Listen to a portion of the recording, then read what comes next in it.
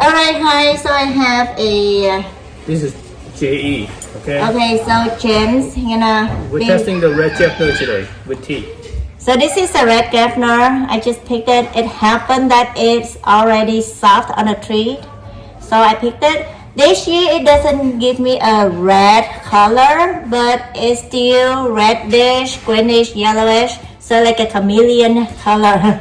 It changes color every week that I see. Sometimes I get darker, sometimes I get yellower. So now it makes up all the color together. Green, yellow, red, pink.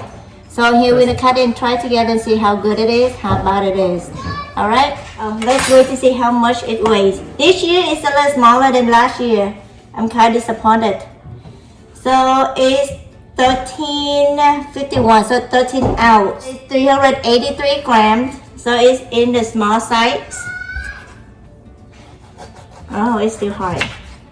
So I guess it's still a little hard. So it should be wait for another day or two. But this one, the inside. And the seed is tend to be a little in the small size. It's pretty small, like half the regular of the Atemoya size. And they have a little pocket house for the seeds. So let's see, it's probably chewy because it's still early.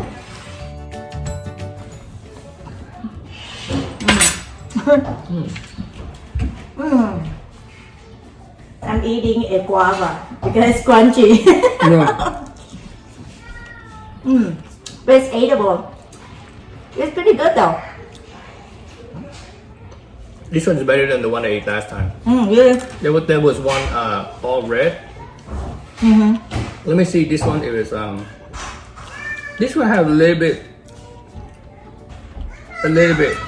sour at the beginning, right? Right? But the other one I eat is so sweet, but it has sandy more toward the end. Let me see if this one is. So this one I'm gonna peel the skin so it's easy to eat because I think that I ate it a little early. I'm so excited that I had James over here so we can try it together. I'm excited too. So here, James, you can try the whole piece easier. So actually it's less seed and the seed seem to be a little small to size. Like half of the regular size. Let me see if I have a regular size seed here. Okay. So this one is one of the small regular size and this one is a red Geffner seeds that I have today. So you see the size wise is like half of this size. And it's already dark, so technically it's already right. And because it's still early, it's crunchy. I feel like it's guava, but a little softer texture than guava. The first bite, you feel that it's sour. She's right, it does seem like it's guava and it actually tastes pretty good compared to the one I ate before. You know, this is the first time I eat Atemoya this early with this crunchy texture, and actually it tastes pretty good. Like it's a mix of guava and the pear, like a green pear texture. And when you eat it, you feel the tanginess, but it's not too sour that shock you. It's just a little tangy and then balanced with the sweetness. So tangy go first before the sweet. I'm surprised the last time I ate was all red. Not like a little bit pinkish, like reddish and green like this. It was all red, but it's very sandy at the end. This one I don't feel the sandy toward the skin, maybe too early to feel it. When it wraps, you might feel the sandy toward the skin. Mommy, You want to try it?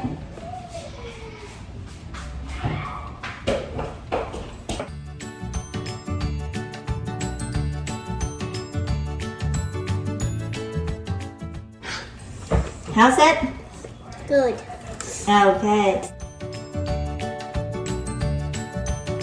We already talked about the texture. Now we talk about the taste. They have a hint of more Atemoya.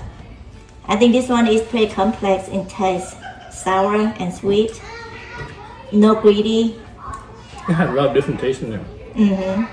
But definitely it's firm.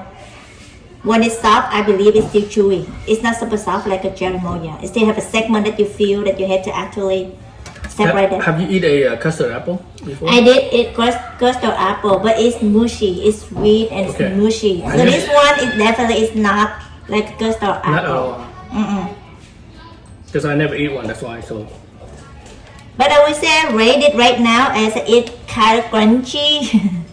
Atemoyas, I will rate it in a 7.5 to 8 out of 10. It has potential. Okay. This one is not sandy at the end. The first one I ate before from someone else, it was very sandy at the end. So this one doesn't have any sand at the end. So will you rate it as a good potential, or you think that it's so-so? It's not like something it's wow.